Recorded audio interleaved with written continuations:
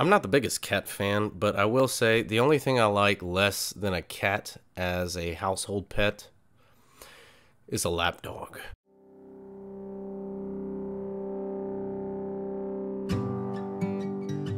Welcome to Rumble Book Club, and let's get started. Today we're going to take a look at a amazing book. It's one of my all-time favorite books that I read first as a kid and read several times since then. An oldie but a goodie. I've read it to my own kids. I've given it to them to read. Today we're going to take a look at Old Yeller by Fred Gibson. Fred Gibson is a Western author. He's written several other pieces also in that Western genre, also starring kind of the same family, the same central characters in this book.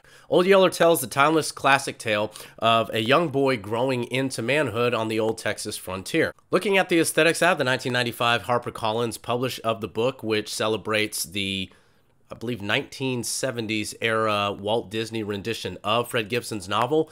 I think it's a very effective one, albeit it does take a couple odds and ends out, adds a few things in, but overall it's a very well done movie, which I think pairs well with the book itself. Looking at the readability, Fred Gibson is quite straightforward, not very descriptive, and follows first-person narrative.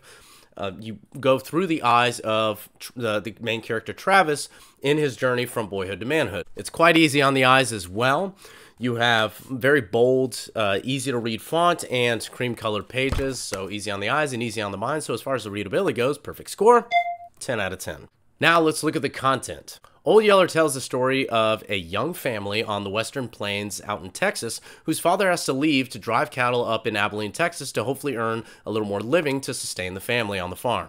In doing this, he leaves his wife and his two sons, his older son Travis and his younger son, little Arliss. Before he leaves, Travis makes a deal with his father that if he is to step into the role of being the man and help sustain his family and keep that farm running, he'll receive a horse as a reward because he's always wanted a horse. Think of a young kid now asking his parents for a car if he steps in and fills the duties of a young man. His dad agrees and off he goes. During this time, Travis has to step into these responsibilities that he didn't necessarily have to. He had always helped his dad hunting. He had always helped his dad hang meat to dry and to cure in order for it to be edible for long periods of time.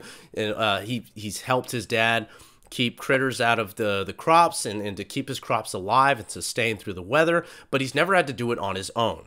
At the beginning of the book, hindering his efforts to keep this farm running and constantly flaring up his temper is this old stray dog that wanders onto the territory and is originally stealing food from their farm, which absolutely infuriates a young Travis. Being a young boy, he's short on temperament, he's inexperienced in this, he's insecure in his state, and so he lashes out and does everything he can to get rid of this dog. In addition to this, he's constantly arguing and bickering with his little brother as if he's a young child, and he's constantly having to be guided by his mother to step out of that role as a young child and into the man of the household and take on these responsibilities, not just in and of themselves, but also with a good attitude and a willingness to just put his head down and get to work. Over the course of the novel, Travis actually begins to bond with Old Yeller, who's named Yeller both for the yellow or yeller color of his skin, but also the fact that when he barks, it's more of a yell, kind of a yelp.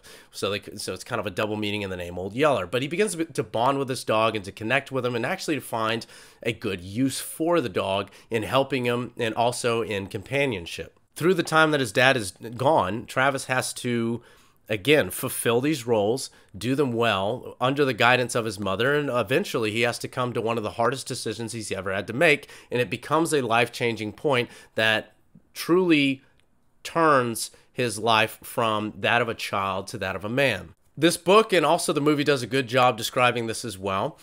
It shows not just the development of Travis from being a boy to being a man, but it also shows the development of a mother having to do things with her spouse in the house, but also having to go one step further and to truly guide her son in manhood and to not smother him, but to allow him to flourish as a young man, to make these hard decisions, to make these mistakes. And even with her young son Arliss, who tends to have a destructive streak, to allow him that leverage to be able to move forward in sometimes destructive and dangerous manners, but also slowly weave his way towards the same road that Travis eventually has to go down.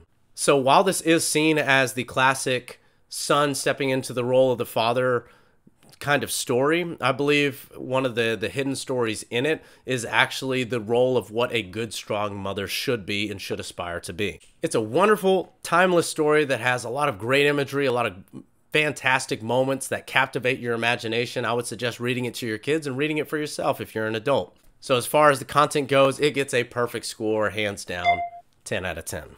I got this book from Barnes & Noble. You may not be able to find this exact copy, but you can also find it at Barnes & Noble as well, as well as pretty much any used bookstore. If worse comes to worse, you can find it at Amazon. This book will always be one of my personal favorites, so go out and get yourself a copy. The book is Old Yeller by Fred Gibson. Go out and get it. Thanks for watching, everybody. Go read something. Sometimes I feel close to the edge again.